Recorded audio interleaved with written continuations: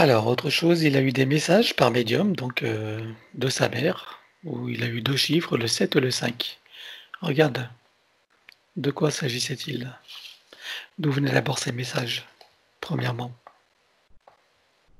Les messages, ils viennent de ces bulles mémorielles, de ces petits cailloux. D'accord? C'est sous forme de bulles, en fait. C'est rond. C'est pour ça que je dis bulle ou caillou. Donc ils émanaient de sa mère. De ce qu'elle avait laissé. Mais Et qu'est-ce que ça c'est comme un message codé? enregistré. Euh, tu sais, il y a des... c'est comme un enregistrement en 3 dimensions, quelque chose comme ça. Et, et c'est ce qui était perçu des enregistrements. D'accord. Et dans quel but est-ce qu'elle allait donner ce chiffre, donc 7 et 5? C'était quoi la signification, le message?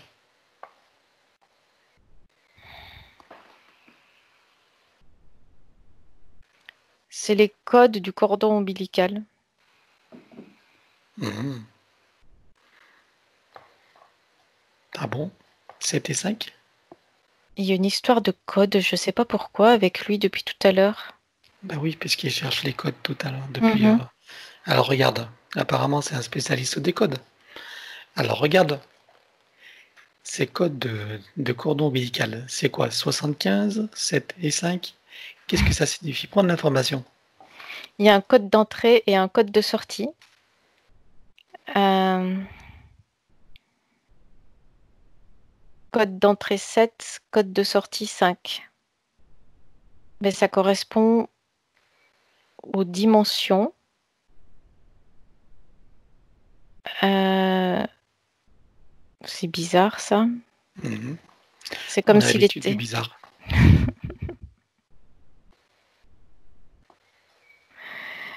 Euh, c'est comme s'il venait du 7e plan pour arriver vers le 5e. Et c'est lui-même qui a fait le lien vers le 3e. Mais elle a permis le passage du 7 au 5. Et lui a fait l'étape suivante du 3. Mais ça fait un tiercé ça, 7, 5, 3.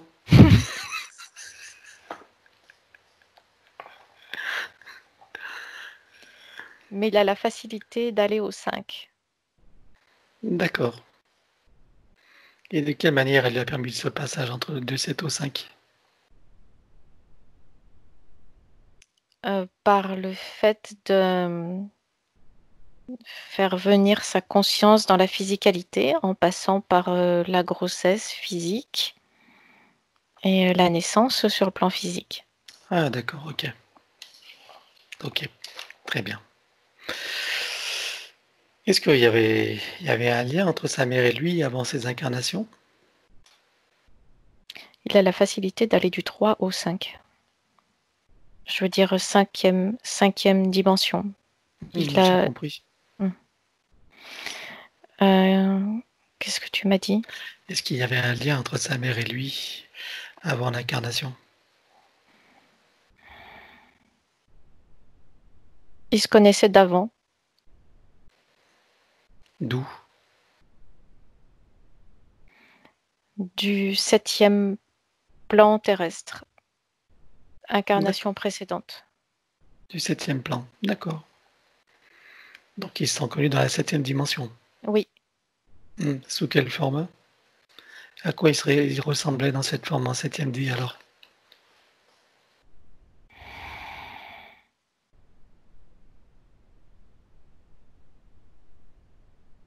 je perçois pas de forme, seulement des énergies qui Mmh. sont de type aérien. C'est planant, c'est des énergies qui planent, Élémental de l'air? qui observent et qui prennent des décisions. Quelque chose comme ça, oui, mais il n'y a pas de forme précise. D'accord. C'est trop léger pour avoir une forme. C'est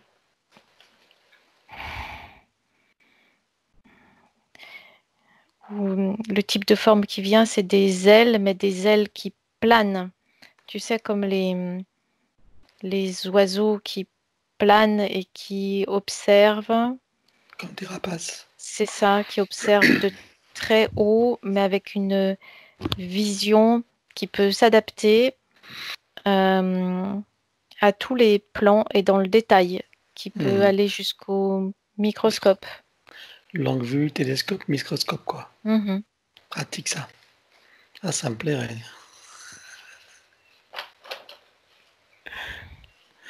Ok. Bon, c'était juste pour la curiosité, hein. Donc tu laisses. Tu Ils reviens ici sont, maintenant. là, je les perçois en train de planer et dans cet espace-là et de s'organiser en fait. Alors ils s'organisent pour quoi faire alors? On s'organise dans une bande de jeunes? Pour s'organiser, pour descendre dans la densité. D'accord. Et tout ça, ça Ok. passe par des codes. Eh bien voilà. C'est les codes de la matrice. Ils se sont servis de ça. Très bien. Code chiffré. Alors reviens ici maintenant. Oui. Alors on va faire quelque chose. Puisqu'on parle de code et que son objectif était de trouver des codes de libération. On est d'accord? Mhm. Regarde si dans les annales de l'espace terrestre, de l'expérience terrestre, il y a des êtres qui ont réussi à trouver ces codes de libération. Oui. Grabovoi. Krabovoy? D'accord. Ok. Alors est-ce que Bruno, là maintenant, il peut trouver les codes qui l'intéressent? Oui. Dès que... Je sais pas, c'est comme s'il avait une connaissance innée. Hmm. S'il s'approche de ces codes, il sait s'en servir. Très bien. Voilà. Parce qu'il a le discernement pour le faire. Hmm. Parfait. Il a le discernement et les compétences. Oui. Et l'évolution pour. Oui. C'est important de le préciser parce que, comme on avait vu dans une précédente hypnose, c'était pas pour tout le monde et que ça pouvait même s'avérer dangereux. Tu confirmes? Oui. D'accord. Ok, bon ben voilà. Donc, à Bruno maintenant de faire ses recherches. Bon, alors, donc, autre chose, en août 2016, il était attiré par le chœur d'Uruguay. C'est le fameux chœur qui a fait aussi l'objet d'enquête de notre part. Donc, tout l'y a emmené vers ce code. Et quand il s'est trouvé en présence, dans sa présence, il s'est mis à trembler, à vibrer devant cette pierre. Regarde ce qui s'est passé. Il va à ce moment-là. Fais-moi savoir ce qui s'est passé. Il cherchait le moyen de se déverrouiller. Mhm. Et comme ce qui se dégage de cette pierre est extrêmement puissant, il y a des égrégores extrêmement puissants qui sont venus s'y rattacher. Il s'est servi de ça comme des clés, ce qui lui a permis de s'ouvrir ses propres portes. Très bien. Donc pour lui, ça a été bénéfique.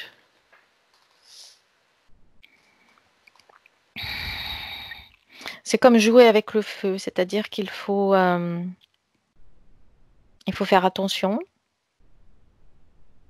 Parce que ça peut être déstabilisant. Mais pour lui, ça a été bénéfique, oui. Très bien. Comme les chiffres de Grabovoi, pour lui, Oui, oui, c'est dans ses puisqu'il cordes. a géré les déséquilibres, mais qui étaient nécessaires. Et pour lui, ça s'est avéré bénéfique, oui. Très bien. Donc pour l'information, pour ceux qui n'ont pas vu des précédentes vidéos, connecte-toi toi à cette paire d'Uruguay et dis-moi quelle information tu as. Alors là, je parle pour le commun des mortels, hein.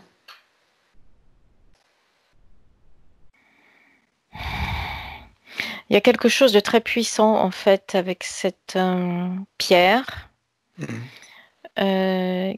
qui n'est pas totalement pure et lumineuse dans le sens où elle a été utilisée, elle est toujours utilisée par des égrégores qui sont venus se greffer dessus. Mais C'est une source d'énergie en fait puissante, donc c'est comme un aimant puissant et qui peut être utilisé soit dans le bon sens, comme dans le positif, comme dans le négatif. comment est-ce qu'elle a été créée, cette pierre qui comporte tellement de symboles significatifs, enfin, par rapport à nos références religieuses?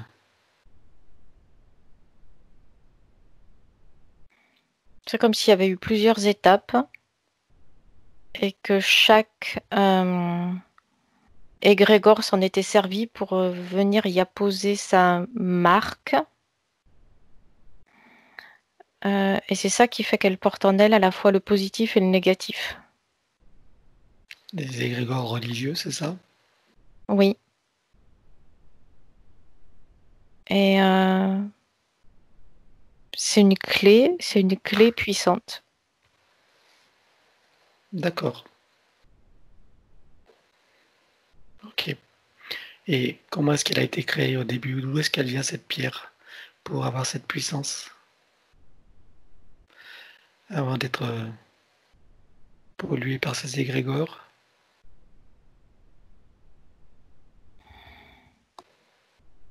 Il semble pas qu'elle soit d'origine terrestre. Je la vois transportée sous une sorte de chasse. De chasse? Qu'est-ce que tu Oui, appelles chasse?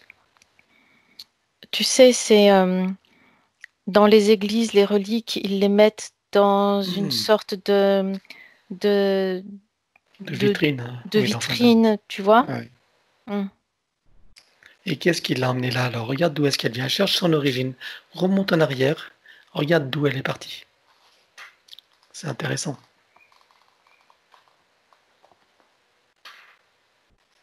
Elle est partie d'Orion. Et qui est-ce qui l'a transportée? Regarde qui est-ce qui l'a transportée sur Terre.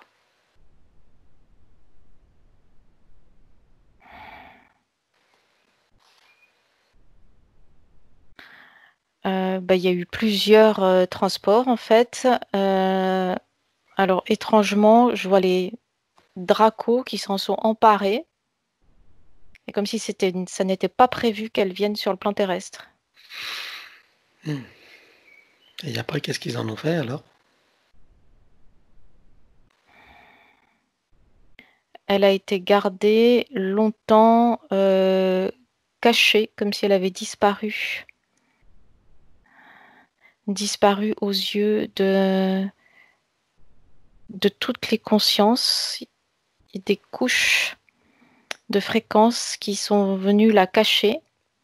Ces couches de fréquences, ce sont des humains qui les ont mises en place, mais pas des humains tels qu'on les conçoit maintenant. C'est des humains semi-éthériques et qui font 4 mètres, 5 mètres de haut. Et ils sont semi-éthériques. Et ils ont mis en place ce système de fréquences qui vient cacher l'existence de cette pierre. Pourquoi est-ce qu'ils ont voulu la cacher? Pour qu'elle ne soit pas mal utilisée. Et donc, comment est-ce qu'elle a été découverte du coup alors? Qu'est-ce qui s'est passé pour que cette cachette n'a pas pu perdurer? Ces êtres ont été éjectés du plan terrestre. Hmm. Ils ne sont plus là. Et de qui s'agit-il alors ces êtres? Comment les appelle-t-on? C'est comme des sortes de gardiens ou de jardiniers qui étaient là avant, avant l'humanité telle que nous la connaissons. Quand il y a une sorte de filet qui s'est abattu sur le plan terrestre, ils sont partis à ce moment-là pour ne pas être pris dans le filet. La grille magnétique. Oui, c'est lourd, ça fait baisser les fréquences, ça vient C'est déformer l'espace-temps, ouais, c'est la fausse grille. et eux sont partis à ce moment-là. Très bien. Et donc, il voulait pas que cette pierre soit découverte, mais il n'y avait pas d'humain sur Terre à l'époque. Donc, pourquoi est-ce qu'il l'a cachée?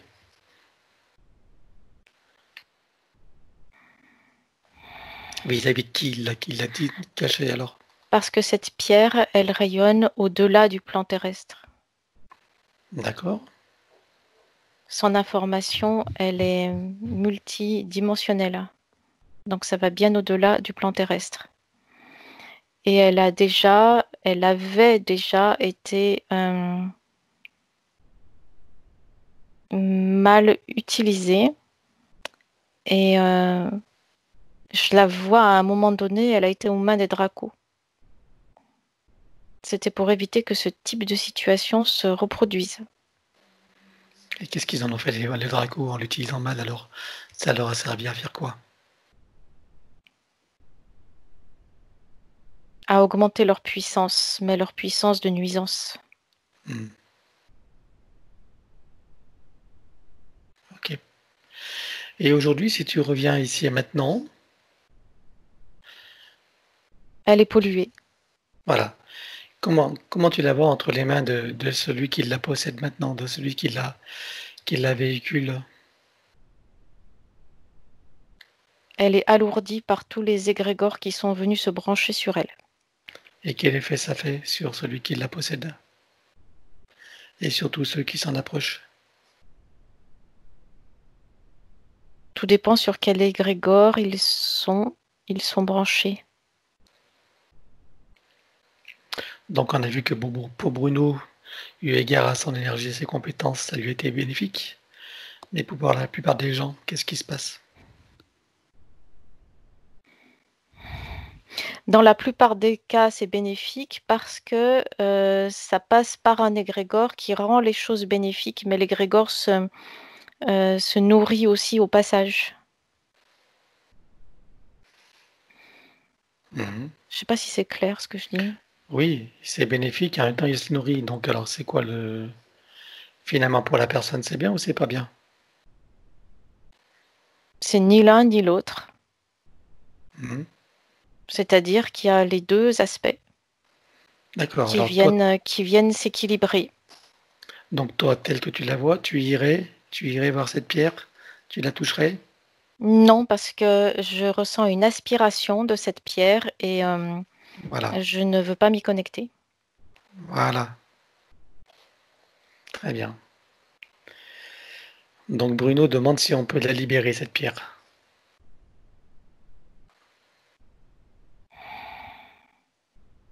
Les poids dessus sont énormes. Oui, Lui a tiré son épingle du jeu, en quelque sorte, de par sa nature et son discernement. C'est un petit peu comme l'énergie atomique qui peut devenir vite incontrôlable, sauf si on sait s'en servir. mhm, Tu parles de la libérer? oui.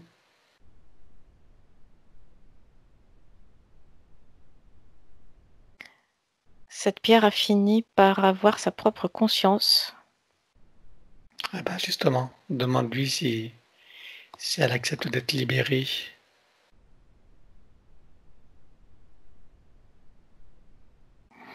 Et à force d'être sur le plan terrestre, elle a fini par avoir un ego. D'accord? Comme un humain. Mhm. Mais un ego humain peut demander sa libération. Alors est-ce que l'ego de cette pierre demande sa libération? L'ego est flatté Il est flatté de quoi? de toute la vénération et de toute l'attention dont il fait l'objet.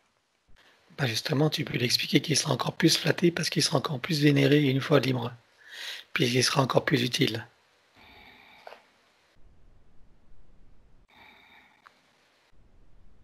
Ça représente l'inconnu parce qu'en fait, une sorte de spirale Mhm. ou de inconnu, il y a eu création de cet ego au fur et à mesure du temps qui passe et de l'attention dont elle a fait l'objet.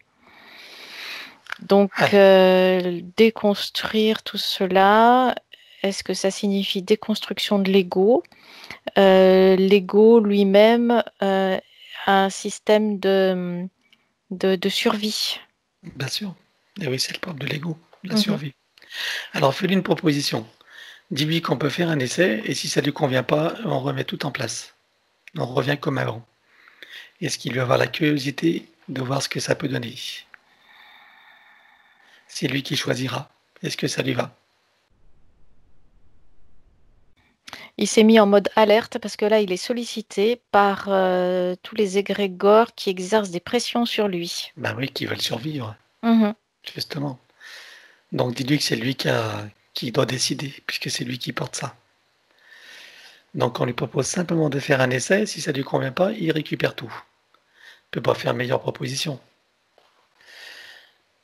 Les pressions qu'il reçoit des égrégores sont tellement puissantes que il demande en fait si ça ne risque pas de faire exploser la pierre. Je ne pense pas, je ne sais pas. Je ne crois pas, je pense que c'est une croyance. C'est ce que les égrégores veulent lui faire croire.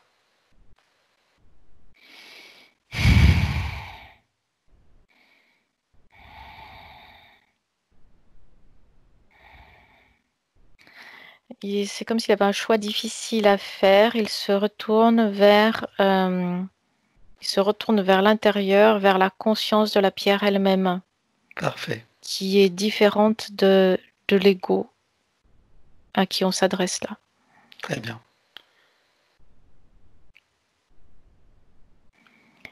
Et la conscience, elle, dit que c'est possible. Très bien. Et alors qu'elle se souvienne de qui elle est vraiment et d'où elle vient, de sa véritable nature. Et qu'elle ressente la lourdeur de ce qui a été apposé au cours de ses pérégrinations. Et que maintenant elle peut s'en débarrasser pour retrouver sa vraie nature. Oui, en fait, il y a un dialogue qui s'établit entre la conscience et l'ego de la pierre. Très bien. Elle peut expliquer à l'ego qu'il ne disparaîtra, non seulement il ne disparaîtrait pas, mais il va plutôt bénéficier de tous les bienfaits et être encore plus brillant.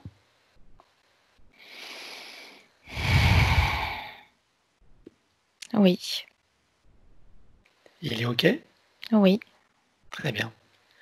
Alors, puisque j'ai sa permission, je vais compter à 3 et tout ce qui est rattaché en termes d'égrégore, d'énergie, de tout ce qui a altéré la nature fondamentale de cette pierre, de sa conscience, dans toutes ses parties. Je compte à 3 et avec traces, mémoire et empreintes, système duplicatif et copier-coller, programmation, sur tous les plans multidimensionnels, quantiques et fractales, avec tout ce qui est, on va dire, tout ce qui n'est pas de sa vraie nature, sur quelque plan que ce soit. Je compte à 3 et ils iront tout par contrat aussi, s'il y en a, des contrats, permissions, etc. 1, 2, 3.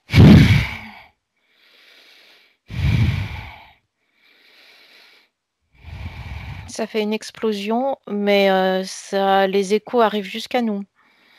Alors on coupe la loi de conséquentialité. 1, 2, 3.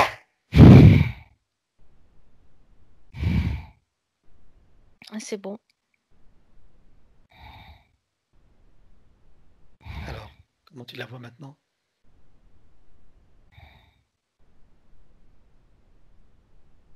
Elle s'est allégée. Il y a une sorte d'aura lumineuse autour d'elle.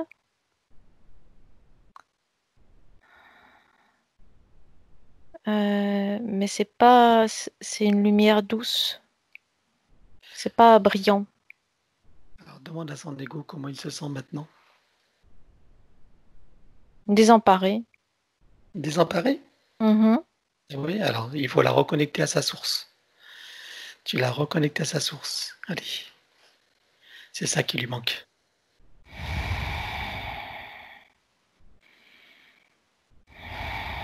Oui. Qu'est-ce qui se passe maintenant?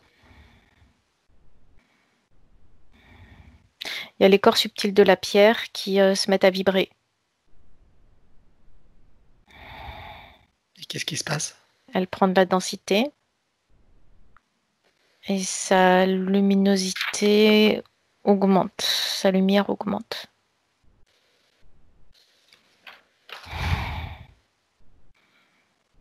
Elle est plus légère en densité. Très bien. Qu'est-ce qui va se passer maintenant entre les mains d'humains? Elle dégage plus la même chose. Oui, regarde. Qu'est-ce qui se passe maintenant quand un humain s'approche d'elle? C'est beaucoup plus léger et, et lumineux. C'est pas le même type de lumière. Hmm. Euh, Je veux savoir ce qui se passe dans l'humain quand il s'en approche. c'est pas de la lumière agressive.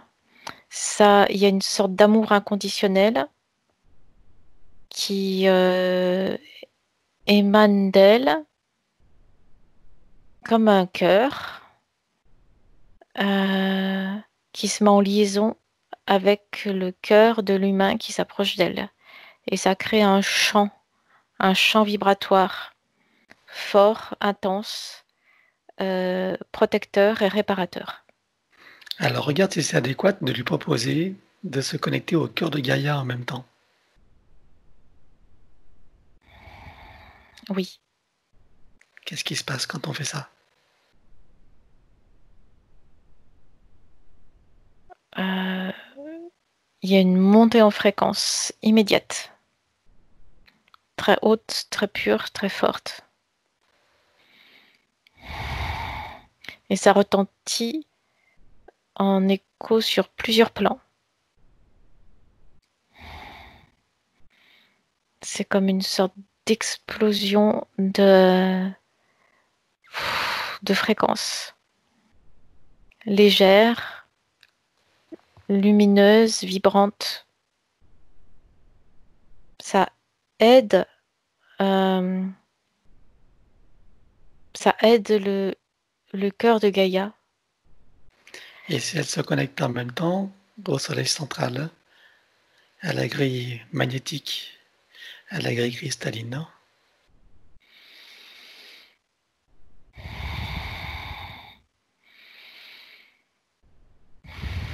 Bah, ça me fait monter aussi. C'est-à-dire que je sens mes corps qui montent en vibration et les corps subtils qui s'écartent les uns les autres, qui s'éloignent les uns des autres pour venir s'adapter.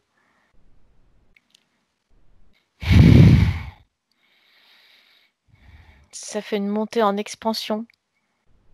Euh, C'est-à-dire que ça soulève, ça sort du 3D. Ça va au-delà. Ça Quel passe en effet? 4, ça passe en 4 et en 5D.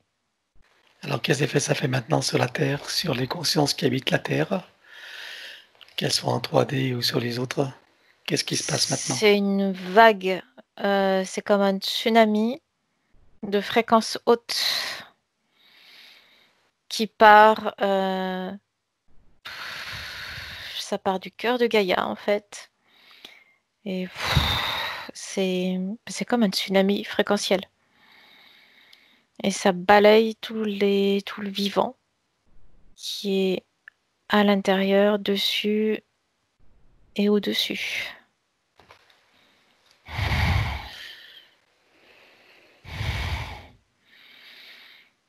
Il y a un alignement qui se fait. Tout est en train de se placer, de s'aligner. Mhm. Ça fait monter la Terre en fréquence.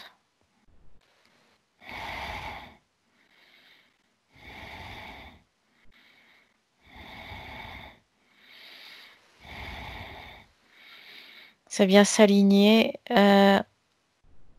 en vagues successives. C'est-à-dire, il y a cette première vague, ce premier tsunami, qui est suivi de plusieurs autres qui viennent s'accorder. C'est comme quand on accorde un instrument de musique.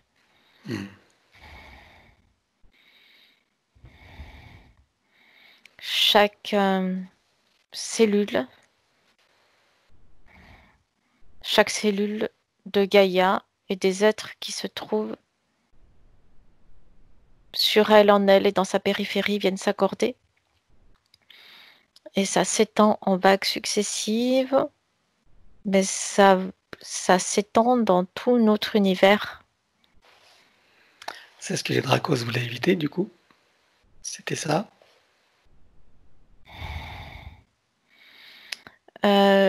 Eux, ils voulaient s'en servir pour faire la même chose en inversé. Regarde s'il y a besoin de la sécuriser. Oui, Très bien. Alors qu'on la sécurise. Alors on peut mettre, il y a un mettre Lemnis 4, c'est un Lemnis 4 qui vient. double discata. Oui, Elle peut même on peut y placer les codes même de sécurité. Nous, on ne les connaît pas, mais elle les connaît.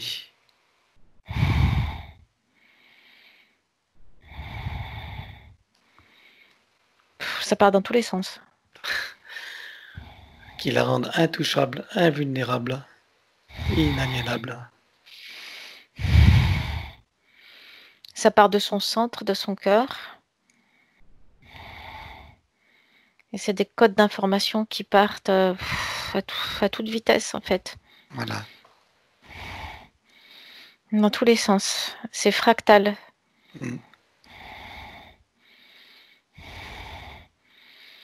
Et ça vient impacter tout le vivant.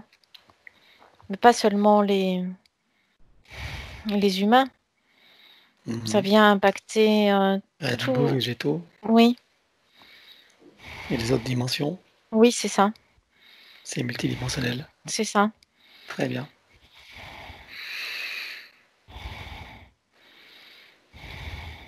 C'est comme un soleil. C'est le soleil intérieur qui s'est mis en action.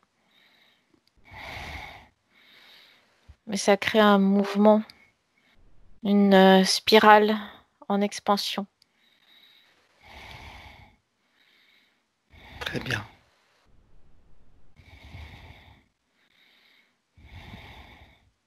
Quel est l'impact sur le vivant alors du coup? Ça vient tout balayer. C'est plusieurs ondes purificatrices qui sont mises en place et qu'il faut stabiliser. Parce que sinon... Qu'il faut stabiliser? Oui. De quelle manière? Il peut installer des codes de stabilité, puisque tout est code. Elle va trouver les codes de stabilité. Oui, ils viennent s'installer en même temps. Voilà, nous on ne les connaît pas, mais l'intelligence, elle la connaît. Ça passe par le cœur, en fait. Ah ben oui, tout passe par le cœur. Ça passe par le point zéro. Très bien. Ça passe par le point d'intersection de ce double lemniscate. Et ça se sécurise en passant par là. Ça jaillit, c'est puissant. J'aimerais bien que tu me dises, quand tu regardes le monde archontique, est-ce qu'ils ont ressenti l'événement et comment réagissent-ils? Regarde.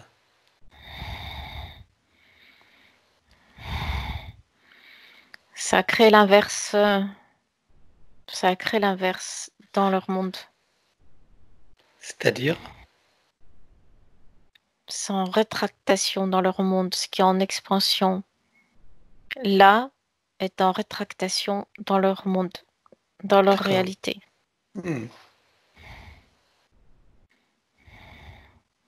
C'est un système à double entrée.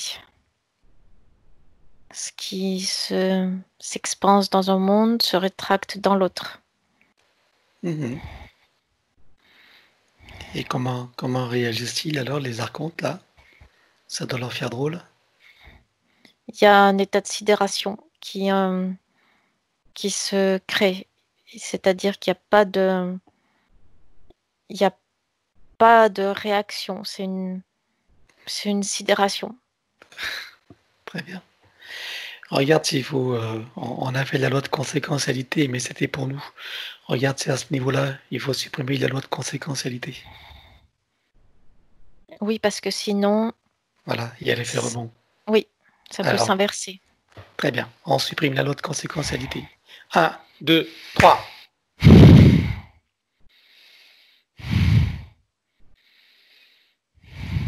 C'est fait. Est-ce qu'il y a des choses qu'on ignore que nous devrions faire? Prendre l'information.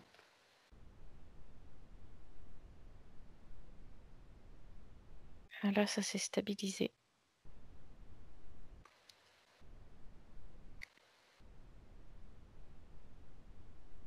Pour l'instant, c'est stable. Très bien. Ok. Donc il n'y a plus rien à faire pour l'instant. Non. Très bien. On peut passer à autre chose?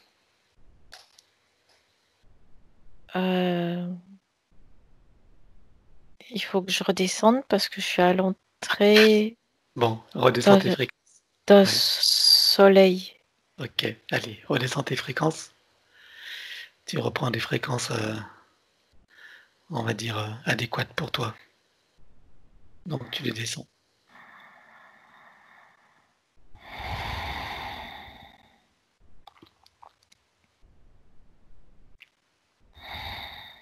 Tu descends par palier. C'était tentant d'aller de l'autre côté. Allez, redescends. C'est pas le moment.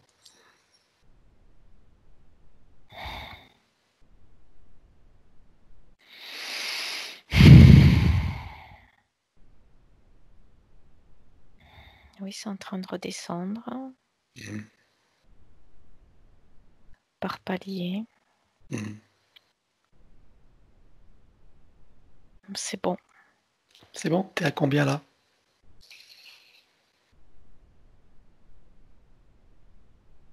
26 000. C'est pas trop haut pour toi, 26 000? En fait, j'ai pas une sensation très nette des contours de mon corps physique. Non, redescends encore. T'es encore trop haut. Pour ce que nous avons à faire, c'est trop haut. Redescends. T'étais à 17 000 tout à l'heure.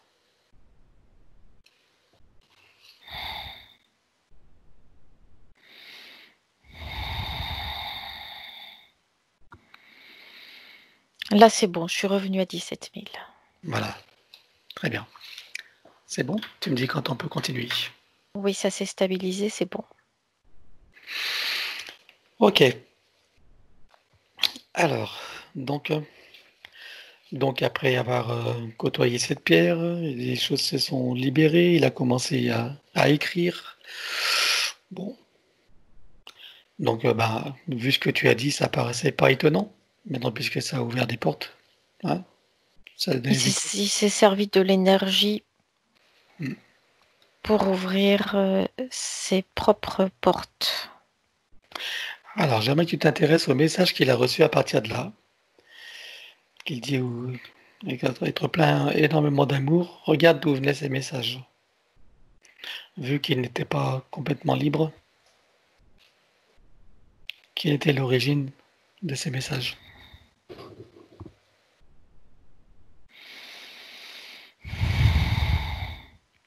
Il y a plusieurs origines. C'est à chaque fois des voyages différents, avec à Mhm. chaque fois des informations d'origines différentes. C'est comme s'il fallait que maintenant il fasse le tri. D'accord.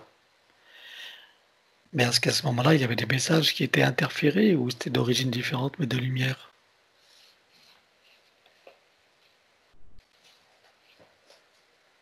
C'est pas aussi simple que ça. Il n'y a pas d'un côté la lumière et de l'autre Mhm. côté ce qui est sombre.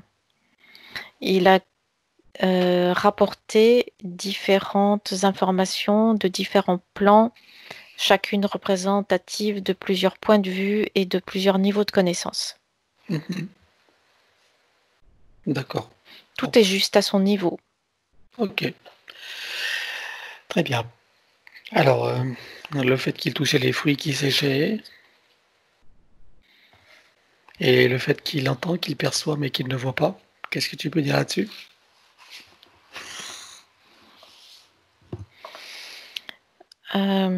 Ces possibilités étaient bridées et détournées par les mécanismes qui étaient sur lui et en lui, en fait. Ces mécanismes-là venaient augmenter cette énergie magnétique qui passe en lui, mais en même temps, à la fois, ça venait l'augmenter, ce magnétisme, mais à la fois, ça venait lui en couper l'accès. C'est comme un robinet d'eau qui coule. On ouvre le robinet plus fort, on vient se servir, mais en même temps, on coupe l'accès au robinet. D'accord. Et Ok. mais comme ça coulait quand même au travers lui, c'est pour ça que ce qui touche réagit en fait de cette façon-là. C'est par rapport à ce robinet-là de magnétisme. D'accord. Ok.